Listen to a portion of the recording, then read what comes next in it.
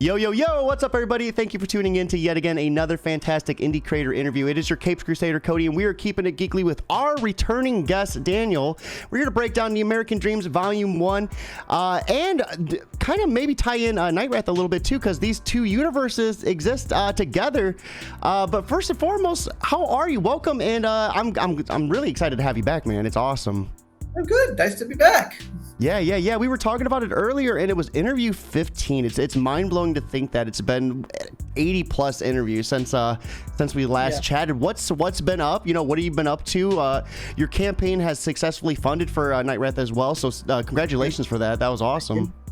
But right now, we're just trying to get everything for Night Wrath for everyone who's back, who did the surveys and everything. We're trying to get all those packages out. We had everything sent to the fulfillment person. And then some real life issues happened with her, so we had to wait. But the first wave of Night Wrath rewards have already gone out. That's so awesome. It's very, very exciting. I cannot wait because I had to get the physical. It looks so good, and I cannot wait to see that cover just chilling on my bookshelf. It's like I got myself copies, for conventions. And I get it open, it's like, okay, I have to open one of these packages of Night Wrath open right now, so I can, look at it, see how the colors are. Great paper material, by the way. I was really smart with choosing the 80-pound glossy paper. And I look for it every time. I was like, oh, this is great, And of course, I feel in the paper, I go, my paper is much better than Marvel's. And my favorite part, too, is when you open it up, you get that fresh new comic smell. It's like the best smell in the world. Yeah. So we're here to break down American Dreams, which is a story about a Jewish immigrant in the 1900s in New York City who gets caught in a really insane mad scientist experiment done by none other than Thomas Edison. We see a lot of familiar faces in this as well. Harry Houdini. We get a trace. Do we see Tesla in the first issue, or do we just get a name drop? We get a name drop in the first issue. Yeah, that's what I thought. So we get a name drop with Tesla, but there are some really prolific people. J.P. Morgan. So a lot of really interesting people from early on. And then we see our main protagonist, Jake Gold, get really insane superhero powers during a scuffle. It's like in the mix of this experiment and a scuffle. It is a phenomenal story. I had the opportunity to read it. Thank you so much for providing me those PDFs. So let's start breaking down what American Dreams is, just the story, the concept, and maybe a little bit more about Jake Gold. Okay, so it's, as you said, it's 1900s. New York is the Gilded Age. Jake Gold is an immigrant, Jewish immigrant. He's lived in the United States most of his life. He's living in the Lower East Side in a tenement with his family. He works at a sweatshop by day. He's in a gang by night. And he wants more out of life than just being in the sweatshop and being in the gang. And then he's zapped by that as an experiment. It's funny because he's in Washington Square Park in the brawl, but to give you how long-ranging this story is going to be, the experiment was done in Central Park. So we're going to have plenty of people affected throughout this series. Okay. And he has to decide, what to do with him. He has a vision of the spirit of America, who's trying to direct him the best way to do things, and then he gets to call into heroism during a immense tragedy, which I wrote inspired by an actual real life tragedy later in real life history. And then he gets wrapped up in Harry Houdini's vaudeville act, and then he gets the real call to action when it's to save two reporters, including the famous Nellie Bly, from two henchmen of the infamous Aleister Crowley, who's our big bad of our entire series. So there's a lot of real world influences in this. Can you give us a little bit more of what your creative process was like, including these characters? Like, what type of research did you have to do? Like, how did you make sure you were nailing their parts? Well, the first part is really interesting because one of the influences for this is the book and musical Ragtime, which includes some of the same historical characters. Really, what I was doing is I was listening to the orchestral suite they have at the end of the CD of Ragtime, the musical. Mm-hmm. And I'm in a doze, and I'm like, what if superheroes were around in that same pre-World War I era? Instead of superhero being started there instead of World War II era, like most comics going into history do. And that's when the light bulb, bing, went off. So I was like, okay, if I'm going to use these historical characters, obviously Edison because mad science. Houdini, I just wanted because Houdini is a great, fantastic character in general, historically. He's also fun to write. JP Morgan, because Edison needs a backer, and historically he and Edison were business partners in various ventures. Emma Goldman, because they always needed someone to be the voice of a little more radical reason. And then I chose Nellie Bly because she gives you the journalistic angle, and also her assistant gives us the love interest. And then finally, I chose Nikola Tesla's, winning the wings because Edison. Mm-hmm. And finally, Aleister Crowley, because I was like, okay, I need a big bad. I don't know if it has to be 100% to be Edison and Morgan, but it needs to be someone else. I was going for, I think, some sort of wiki rabbit hole, and I stumbled on Aleister Crowley again. And I noticed he's 25 in 1900, and our protagonist is 1920. So it's like, that's perfect. Yeah, that like just lined up so perfectly, and I love getting into those rabbit holes, like falling down into the crazy depths of like Wikipedia and like in the depths of YouTube and stuff. Like anytime I binge out on that stuff, you always find like the most insane facts. And Wikipedia is good because everyone's like, oh, Wikipedia, no one uses Wikipedia, but like Wikipedia, not more than when I was in school, does have all the citations, which helps. So if I need to go back and actually double check something, I can go for the citations. But it's like, if you look at Crowley, but even before he was 2025, he was already being a real jackass because he did his whole trek up K2. Most of his party got killed in a landslide, and he literally goes back the next day walking past them with the money. Real vile, yeah. Crowley was vile. There's a reason why he called himself the wickedest man in Europe. And it's just, he's also a real blast to write because you can no holds barred say the most horrible things coming out of his mouth. Yeah. That's hysterically funny and charming and evil. So speaking of writing, what type of, for anyone that is watching this for the first time that maybe didn't get the opportunity to catch our first interview, what type of like writing experience do you have? What was some of your first steps into the indie creating, space? What other comics can they find you, on or worked on? Right. So I originally was a fan writer because originally what happened was 2010. I'm home from college. There's a blizzard. I'm bored on my mind. I'm just getting started back to comics, of comicsology. That's just become a big thing before I went. And I'm like, I want to write a Superman script. And I wrote a Superman film script. It's not very good. And then I said, I want to write a Batman fan film script. I wrote it. Again, not very good. But it got me into this kind of writing fan fiction bug. And then I'm like, I'm going to start writing comics, but make them like fan scripts. So that necessarily means it's going to be stuff that's going to be produced. And I'm writing them and working with friends, and my friends are like, Daniel, you should try writing some of your own stuff. I'm hemming and hawing, and I'm like, so I start writing some of my own stuff among American features. At the time, it was called Modern Colossi, after the poem on the Statue of Liberty. And I was working with a friend on another book, co-writing it, and we pitched it to a publisher, and while that publisher was at the time trying to get that right, he's like, hey, Daniel, do you have anything else? And I pulled out Modern Colossi. He says, I like it, but you need to change the title. And then so I changed it to American Dreams. That publisher kind of fell through, so I went to another publisher. That publisher recently collapsed, so now it's all self-published. Wow. I mean, so to have two publishers collapse like that, like, was it a hard journey to be self-published? Like, what was that journey like for you? Well, it was kind of like a relief after the second time. It's like, you know what? Now I have a little more control. Now it's more work, but now I have a little more. I have more control over things because at the time there was a whole debate between me and the publisher because it's like it has to be 4 issues. Don't want to do 6. Okay, we'll do 5, but all future arcs have to be 4. And then I was getting ready to do the American Dreams 1 through 4 Kickstarter. That publisher kind of broke up. I'm like, I'll do 1 through 5 since 5 is pretty much already done. And that's how I did last year's 2021's American Dreams 1 through 5.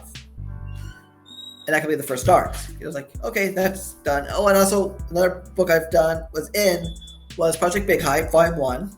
I did a little kind of steampunk-esque adventure story. That's really cool. I'm getting ready to talk to Doug tomorrow, so we're going to be talking about the Big Hype Volume 2. And I also recently did, with Travis Gibb, Cthulhu Invades Wonderland, where I wrote the Dodo story. Okay. Yeah, that is really cool. Funny, so I pitched him 2 stories. I pitched him the Dormouse, and I pitched him the Dodo. He's like, you gotta do the Dodo. I gave him 2 endings. I gave him the happier ending. I gave him the horror ending. And he chose to do the happier ending. So what was that horror ending like? Well, without delving into things, instead of it being kind of celebratory yet very dark ending, the Dodo gets his head eaten by something. No. I love it. So how did we see you transition into Wrath, excuse me. Like, how did that come about? And is that set before American Dreams or after? After, because American Dreams is 1900, Night Wrath is modern day, still with a 90s flair. And, like, I saw Gabe Santos Escobar's art, and I'm like, you know what? I really want to do something with this guy. So I reached out to him, and he's like, okay. I told him, I don't have a story on me. Let's think of something. And we went back and forth, and he's like, I want to do something with this big guy and a kid. I'm like, so I start spinning a rough idea. And he's like, yeah, let me just mock up something.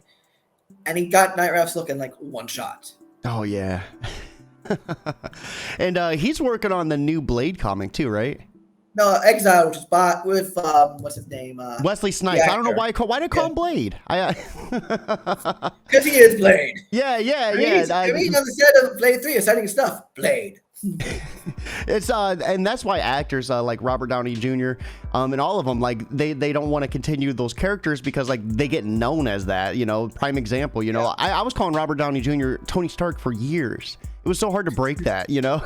Yeah, it's like the certain actors like even right characters like Arthur Conan Doyle had to kill Sherlock Holmes because like I'm sick and tired of him. Like when Conan Doyle was getting sick and tired of his meal tickets, like no, I can't do this anymore. And then all this public clamor, made him bring Sherlock Holmes back. Mm-hmm. So, speaking of artists, who do you have doing the art for American Dreams? This art was gorgeous. I loved the look of early New York City in the 1900s. I thought you guys really captured just the feeling of it, So it really gave me that sense of like what it looked like during that time period. How were you guys able to capture that? So Dodi Ecker, who's my penciler, I sent him a lot of reference. It's great because Google's great, but he lives in Indonesia, so he doesn't always have the ground basis like we in the United States would. So I sent him a lot of references, and he actually got me one time because we had a cover early for when we were at the first publisher, and I'm like, there were cars. He drew like an early car in there. I'm like, I don't think there were cars in 1900, and then of course I found out later. Not only were there cars in 1900, Harry Houdini owned one. So I had to apologize to Dodi, and I said I'm riding a car in one of the next issues for Houdini to drive. So, funny story. I was telling my significant other about this. When the first 2 cars were made, the first 2 cars in America ended up crashing into each other. So, like the first 2 cars ever made ended up being the first car accident together. Like, how insane is that? It really is insane. And so, and like a couple of times I've had to check Dodi, like one time, like in issue 3, he originally drew Houdini with a microphone, like an old school 1930s, round with the little X in it microphone. Mm-hmm. And like, wait a second, Dodi, I need to check something because even if they had microphones back then, I don't think it would have looked like that. They did have microphones, but it was like so vestigial, like a little trapezoidal thing that probably had no sound carry. Yeah. Like they had the phonograph, but if you ever listen to an old phonograph, and there are phonograph recordings of like Harry Houdini, sound quality's not that great. It's all on wax cylinders. It's insane to think how far we've came, like in terms of technology too. Like if you were to show like Harry Houdini a phone, that you probably would get labeled as like witchcraft or something. Like what the capabilities of what we're able to do with technology and stuff is just it's unparalleled compared to back then. Yeah, there's actually a famous recording of Houdini, and it's really funny because he recorded it in my neighborhood here in Brooklyn. He says, "Wow, Flatbush, that is really cool." Brooklyn, New York, and whatever the date was. It was like 1920 something, I think, when he was doing that recording. It's like, so I did a double take because there was an Edison Vitagraph Studios somewhere in my neighborhood. I think further further south and west of me, there was a Vitagraph Studios, which I think I was a part owner of, and that's where he recorded it. So, would you say like with you living in that area, like was that one of the reasons and motivating factors for you to kind of write that area as well? Well, it's not, I don't live in that area per se because I live in Brooklyn. I don't live in Lower East Side. Oh, my But like apologies. it's like yeah. But it's like it's still like there's a lot of New York stories, but a lot of them are not very told. And there's a lot of Jewish immigrant stories, but they're not really been many told in the comic book medium. And other than just account Ben Grimm, who is a Lower East Side guy who's Jewish. So how do you feel like Jack Kirby, who grew up in that area? How do you feel, speaking of that, like the Jewish representation in comics, not only like the representation of New York, but like the Jewish representation, how do you feel like, I know we've talked in some spaces and stuff, but where do you think we're at in the comic world with it, and what are you doing to make it better? I think there's a long way to go. It's really funny because think about it, superhero comics is a Jewish American medium. We created it. But for some reason, but because of institutional anti-Semitism in various forms, we never really had openly Jewish characters until 70s, 80s at the most. They were, like Magneto, I don't think was revealed to be Jewish until the 70s or 80s. No, and that's really awkward when that's the first openly Jewish character. One of the most evil. Yeah. We've gotten more representation, at least on the page, since, but not as much given other characters. And then in actual media, we're not really getting it. Like you get it, it's like I watched in the very bad Fantastic Four movie from a few years ago. They have like a menorah in the Grimm household. That's it. That's the sole representation. And then I don't think they made Kitty Pryde openly Jewish in the X-Men films. I don't believe so either. One, Scarlet Witch, Jewish Romani, has a whole bunch of crossings in a room in the Avengers films. Yeah. I would have never had any idea that she was of Jewish descent in any of the MCU films. And then it'd be interesting if you look at some of the little Easter egg photos they posted for the Batman in the lead up. If you see that image of Thomas Wayne, Martha Wayne, and Bruce in the library at Wayne Manor, if you look closely, there's a Zohar, which is Jewish mysticism, which means Batman's a Jew. Reclaim him. He's of the tribe. Well, technically, it's true in the comics because they're true. Because given that Batwoman's his maternal cousin, she's Jewish. That means Bruce's mother was Jewish, which means based off Jewish traditional law, he's Jewish. Yeah. From the matrilineal line. And you see more bits and pieces of it in recent years because when he leaves Wayne Manor in recent comics, and he goes to say goodbye to Alfred's grave, he places a stone on it, which is a Jewish custom, to signify we'll be back to remember you. I would have never guessed. So it's awesome to kind of have your insight on that, because as someone who's not, I never practiced, Jewish religion, I would have never guessed. So and I think, I wonder how many people would lose their collective effing minds if Bruce Wayne, and he came out openly as being Jewish. I bet you would see so much filth from comics just remove themselves. Yeah, it's really funny because it's like he's still obviously more of his dad's religion, but he just shows little hallmarks of his mother's faith. And that's I think it's a nice little gesture. I like to joke that Kryptonians are space Jews because the word Jor-El, El in Hebrew, is a connotation meaning God. So that's interesting. Of course, Jesus fight the hell out of Superman, Star of Superman, the movie back in the 70s. So it's like, no, he's Space Moses. Space Moses. But because it's really funny because Tom Mankiewicz, who I believe is Jewish, rewrote the entire script after Mario Puzo's and sent in this divine campy tome. And he's like, no, this has to be completely rewritten. And I believe he was Jewish because the Mankiewicz family is a Jewish family in Hollywood. And he really Jesus finds the fuck out of Superman. but I like to say Kryptonians are space Jews. And then, of course, there's the Knight in the room, Moon Knight.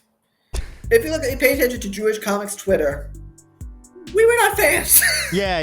I remember very distinctively remembering every Wednesday seeing some post about what Moon Knight was doing wrong, and I was really interested in hearing your take on that too, because Moon Knight is supposed to be a pretty big character within the comic world that is a representation of Jewish religion, right?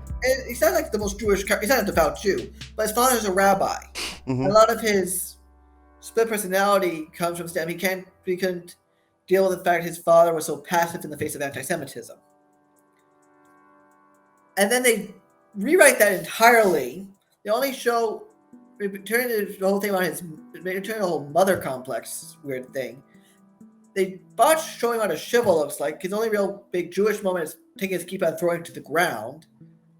And then show that supposedly shows had a Judaism consultant and like barely used Judaism.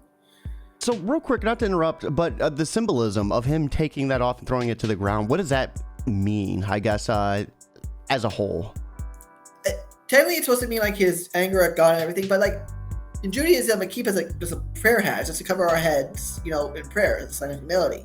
It's not like a giant, it's not like a whole big, item. Mm-hmm. Like it's like if he like threw down like a book of the Torah, that would be more of a, even if not just the Torah scroll, but a book of like a bound book containing the Torah.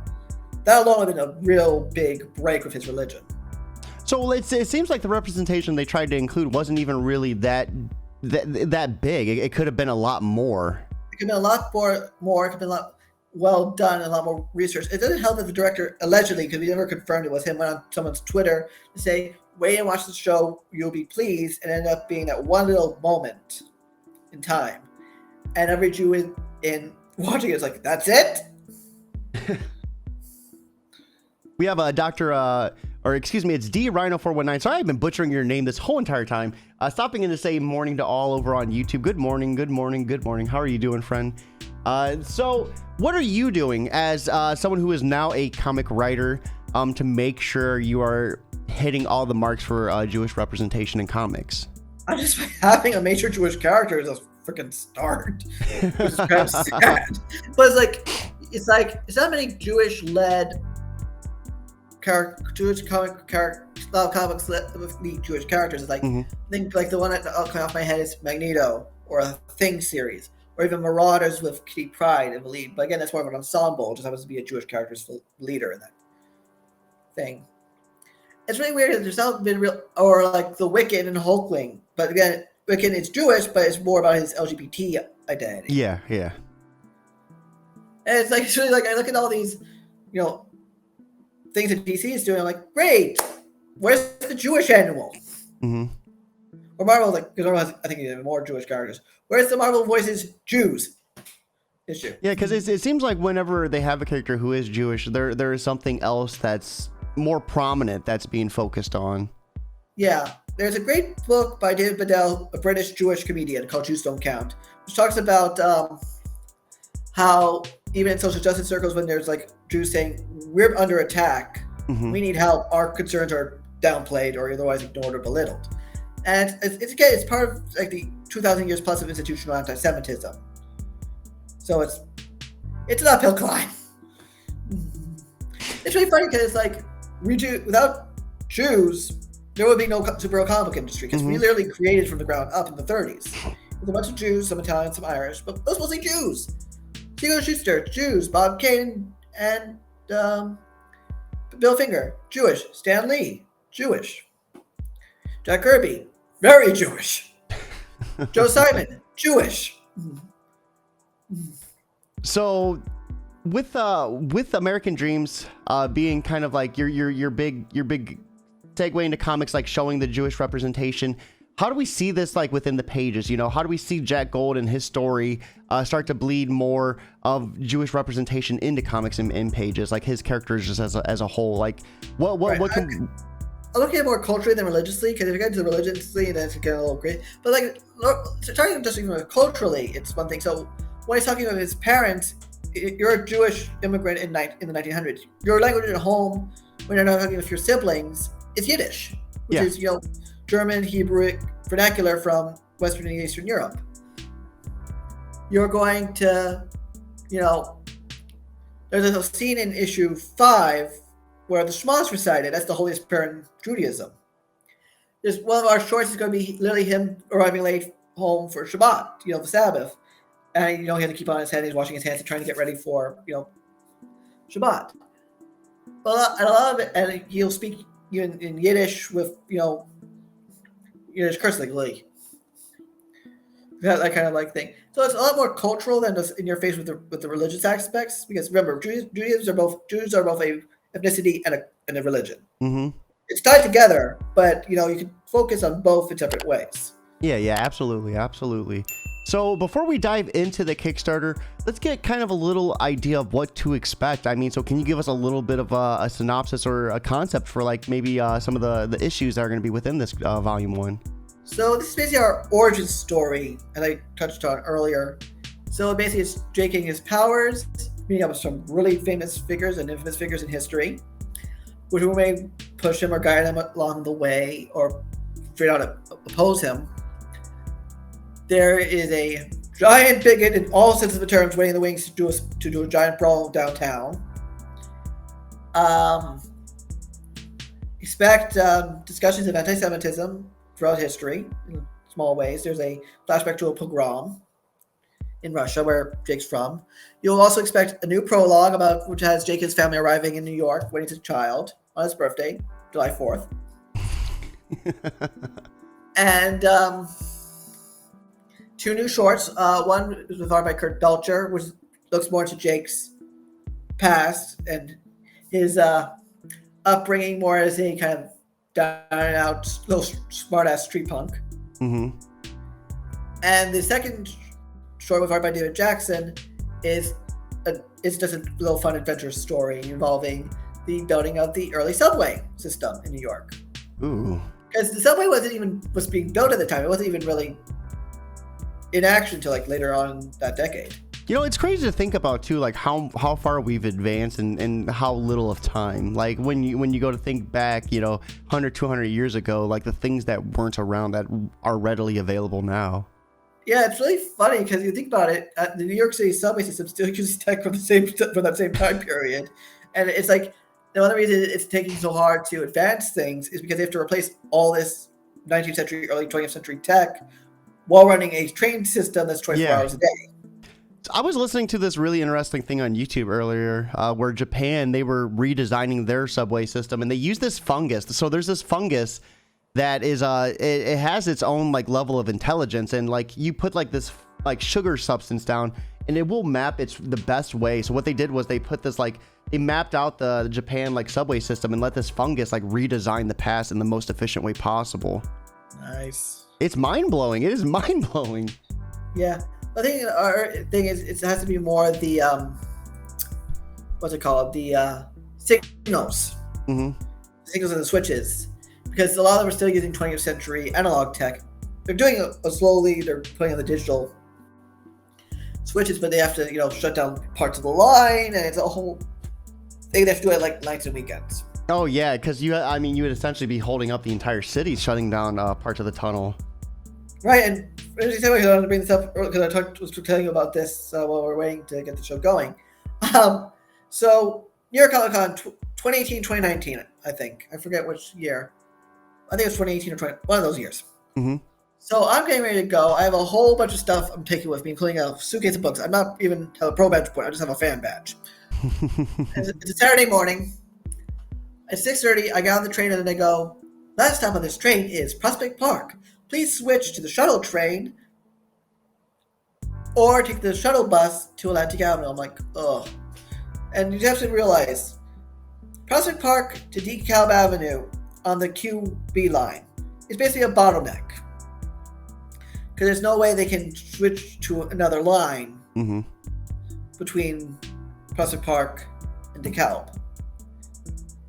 So, that was an issue. So my first day I went on the shuttle train, which is a normally running train, to another stop, and then switching to another train to go to Times Square.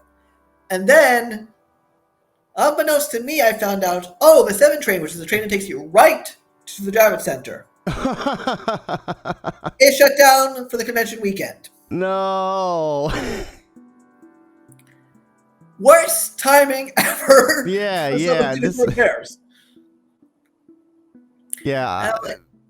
It's just like, and this is like a weekend when we're trying to do this whole, or doing this whole promo of a comic book culture weekend. Mm-hmm. And 2 of their major lines, including the line that gets used right to the Javits Center, is down. So it probably made your journey like 5 times as long then.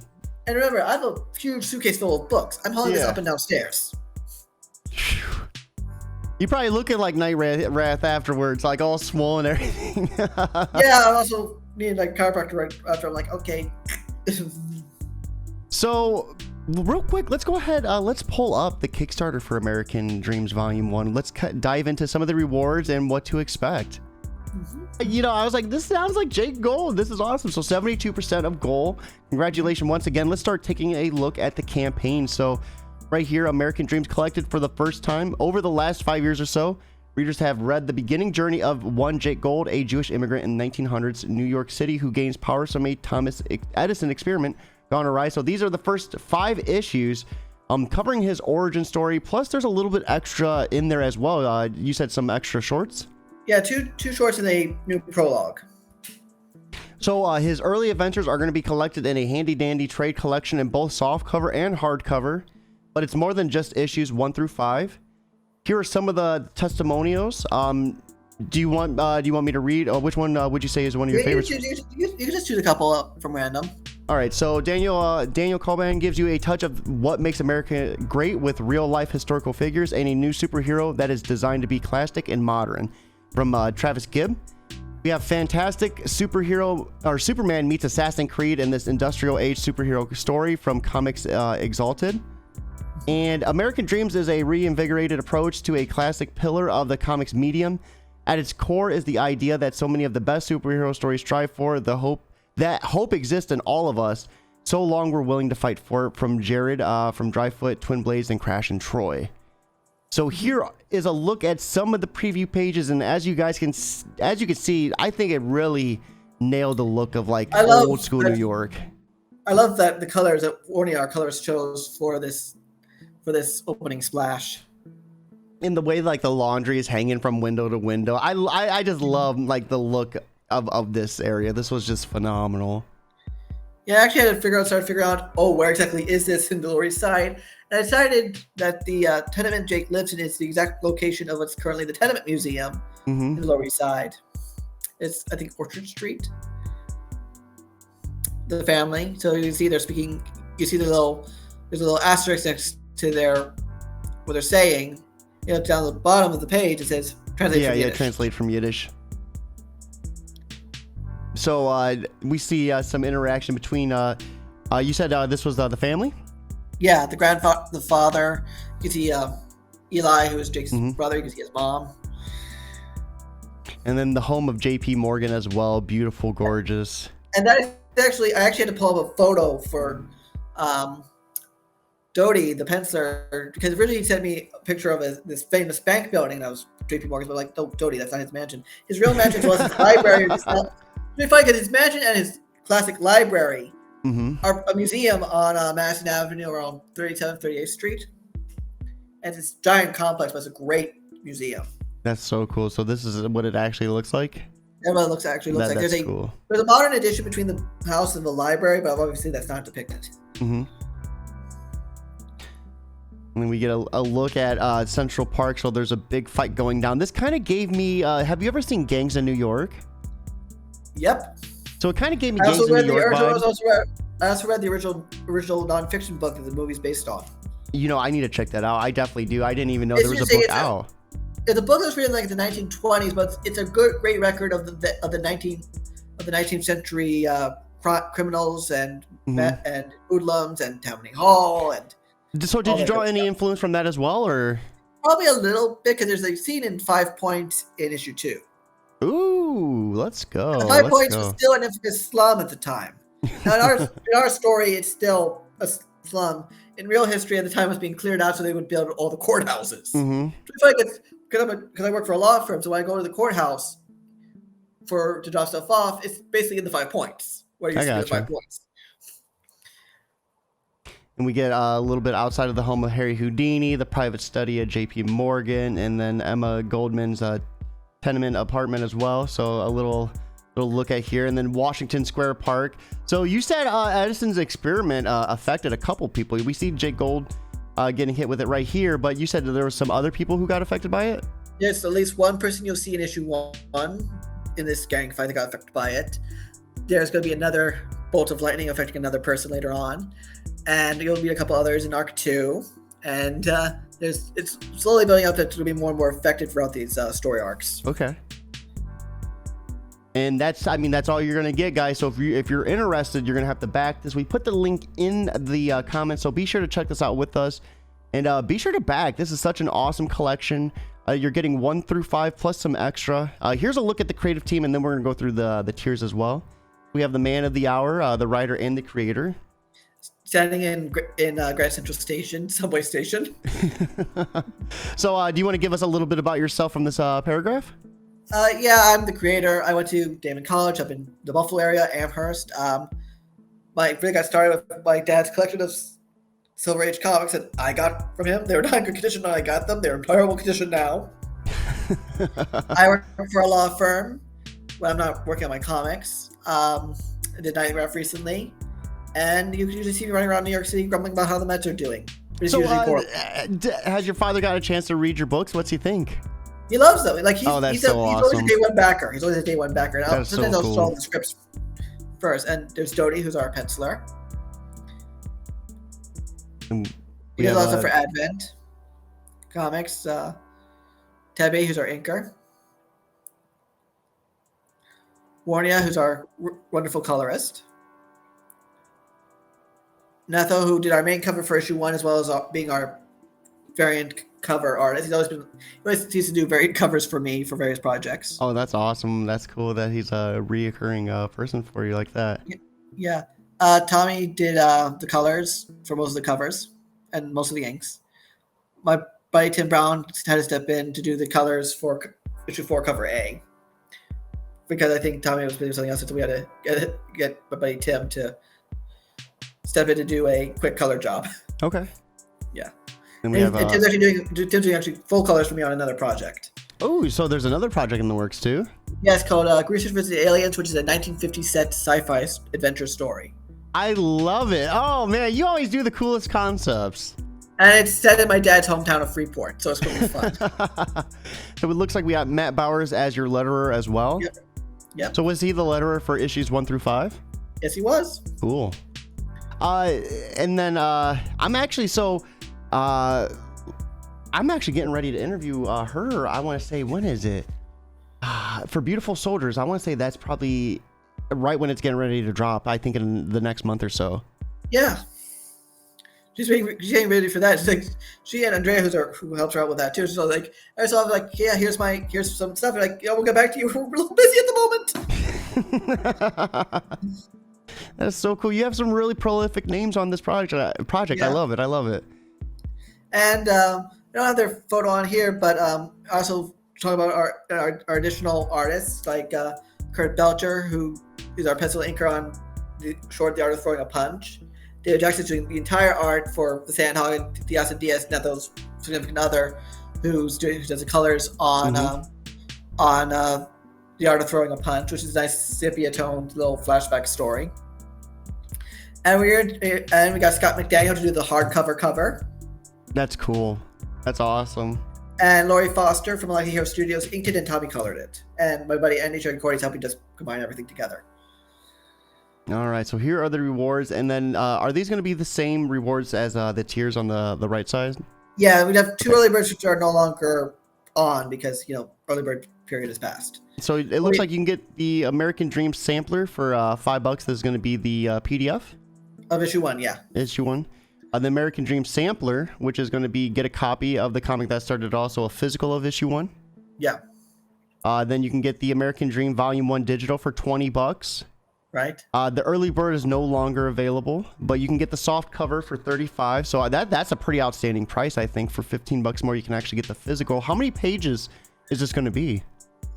I'm trying to do the math in my head because it's at least 110 issues, 110 story pages, plus at least another 16 of additional story content, plus cover gallery and whatever. Wow. Yeah. So that's what, 120, 126? 140? 140. My math's way off. I'm trying to count the cover gallery, so I'm trying to do the rough math in my head because who knows what else we're going to be putting in at the end of the day. So you can get the American Dream Volume 1 hardcover for $55. So what's this hardcover going to be like? What type of material will it be constructed of?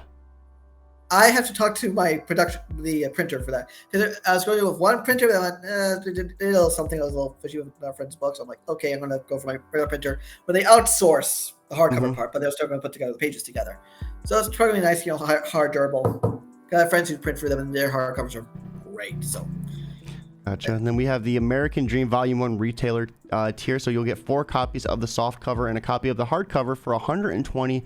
That is like such an outstanding price too, because as you can see, the American Dreams Volume 1 hardcover is $55. So 2 of those is going to be $110. So I mean, you're getting like a really outstanding bundle price right here.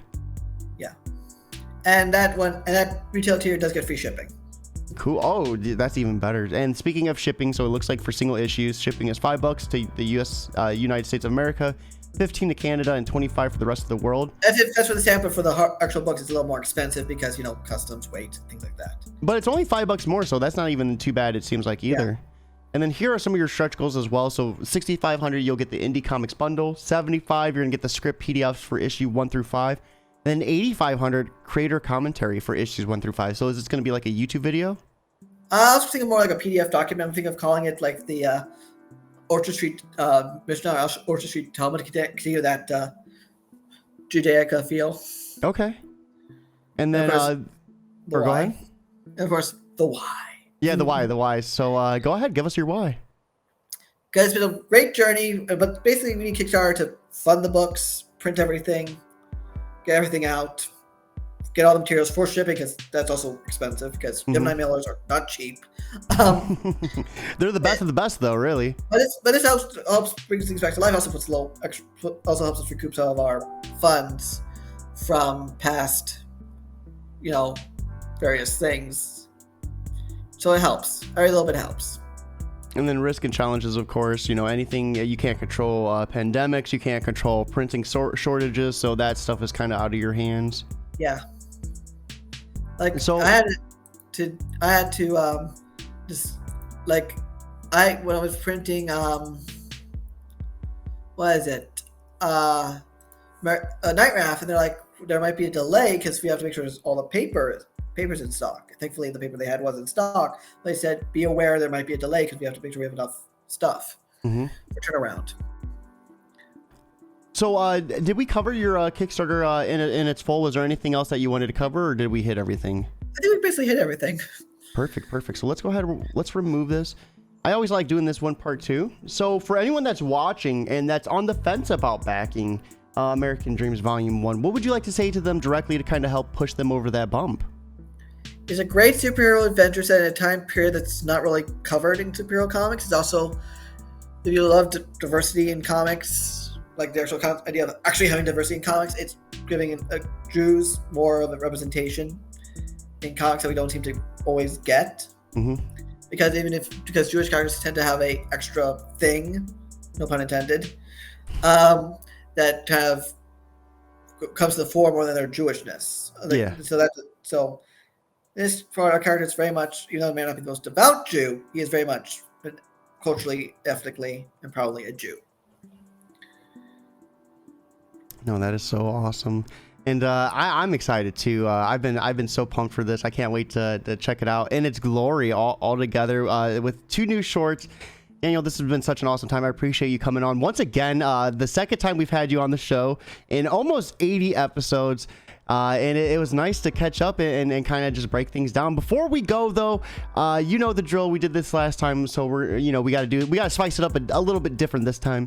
So for anyone that's new and that's watching, as an indie creator themselves, and let's say for the sake of running a Kickstarter, their first time running a Kickstarter, what would you say the most important part of creating a Kickstarter for the first time would be? That's a tough one. I think, well, a couple of things. If you know someone who can help you, and they're good at it, and they've done great Kickstarters, talk to them. I consult with Kat Kalamia Kamakuno, who is with a Kickstarter, so she's been really helpful with that. Also, just reach out to people who've done successful, like studying successful Kickstarters, and reach out to those who run them. Still pick their brains a bit, ask them for information. But don't actually pick their brains. That's disgusting. Yeah. I think that's a big thing. People, they're nervous about doing, reaching out, and asking, because 9 times out of 10 people want to help you. People, but closed mouths don't get fed. They can't tell that you need the help unless you ask. We have J. Michael Miller stopping and saying that first page with some star eyes. Yeah, these covers look gorgeous too. I am so excited. Daniel, once again, thank you for stopping by, breaking down American Dreams Volume 1 and everything in between. Cannot wait to see this funded. For anyone that's been watching to this point, here is the link to the Kickstarter. Once again, be sure to get in there.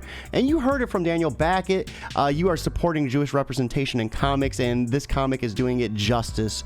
So I'm excited. Daniel, thank you once again for stopping by. For everyone that is watching, we are going to be doing another interview later on tonight with Melissa Flores. We're going to be breaking down The Dead Lucky. That is going to be at 12 a.m. at night.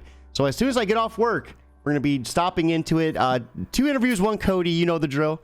But yeah, with that being said, have a beautiful, beautiful Saturday. But most importantly, guys, keep it geekly.